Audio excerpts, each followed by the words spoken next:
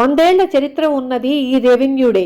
MRO Subbaiah Kovur మండల ప్రజా పరిషత్ కార్యాలయంలో ఎంఆర్ఓ సుబ్బయ్య ఆధ్వర్యంలో రెవెన్యూ డే ఘనంగా నిర్వహించడం జరిగింది.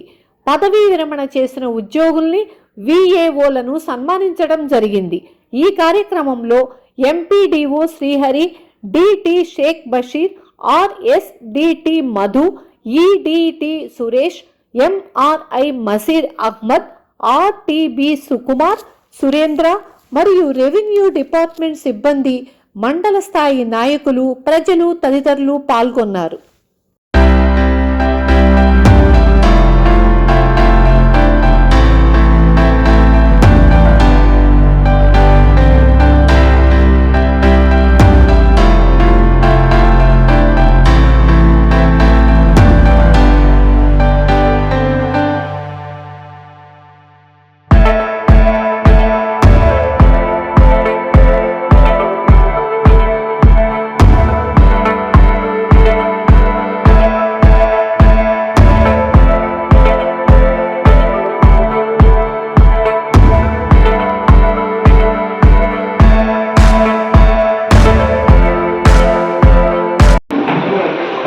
ప్రతి దాంట్లో కూడా రెవెన్యూ అనేది కంపల్సరిగా ఉండే విధంగా ఉంటుంది. ఎందుకంటే ఇప్పుడు నేషనల్ హైవేలు కానీ, గ్రామ పంచాయతీల్లో కానీ, ఒక ప్రాజెక్టు కట్టాలన్నా దేంట్లైనా సరే ఆఖరికి వచ్చేసరికి రెవెన్యూ వాళ్ళతోటి వస్తుంది. అంటే అంత తలమానికంగా ఈ వ్యవస్థ అనేది ఇన్ని వందల సంవత్సరాల నుంచి వస్తూ ఉంటుంది. కానీ ఇప్పుడు టెక్నాలజీ వచ్చిన తర్వాత ఇంకా కొత్త తరం వచ్చారు. పాత తరం కొత్త తరం అంతా సమ్మేళనంతో ఈ వ్యవస్థ ఇంకా మంచి అభివృద్ధిలోకి పోవాలి. ఎందుకంటే నేను చాలామంది తహసీల్దారులతో కూడా పనిచేస్తున్నాను. ఒక్కొక్కరితో ఒక్కొక్క అనుభవం ఉంటున్నారు. ఈ మండలంలో కూడా ఇంతకుముందు పనిచేసినప్పుడు 3 తహసీల్దారులు అప్పుడు ఉన్నారు. అంటే ఎవరిపైనా ఫ్రెండ్లీగా, అంటే ఎంపీడీఓకి తహసీల్దార్లకి మాట్లాడుకోకుండా ఒక రోజు కూడా ఉంటుంది.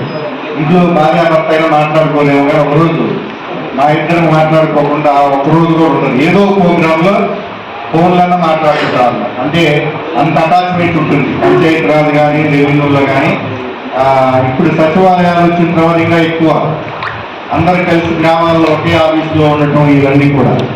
ఎందుకంటే అయితే రెవెన్యూలో నేను కొత్త వాళ్ళకి చెప్పేది ఏంటంటే, ఆ రెవెన్యూలో ఫైల్ తయారు చేయడం కానీ, ఆ చట్టాల మీద పాత తహసీల్దారులు వాళ్ళకు డీటీలు కానీ వాళ్ళకు ఉన్నంత అవగాహన ఇప్పుడు వాళ్ళకు కొంత తక్కువ. ఎందుకంటే చట్టాలు తెలిస్తేనే కదా ఏ ఫైల్ రాయగలరు. అంటే మామూలు చట్టాలు కాదు, రెవెన్యూ చట్టాలు అంటే సపరేట్గా ఉంటాయి. ఏ కోర్టులు, అందులో కోర్టు కేసులు అనేవి చాలా ఎక్కువ నమోదవుతాయి. దాదాపు నాకు తెలిసి కొన్ని మండలాల్లో తహసీల్దారులకు సగం డ్యూటీ అంతా కోర్టు కేసులకే సరిపోతుంది. అంటే అన్నిటి మీద ఇప్పుడు వచ్చిన విఆర్ఓలు, సర్వేలు ప్రధానంగా రెవెన్యూ చట్టాల మీద అవగాహన పెంచుకొని, అంటే ఏది చేయొచ్చు ఏది చేయకూడదు.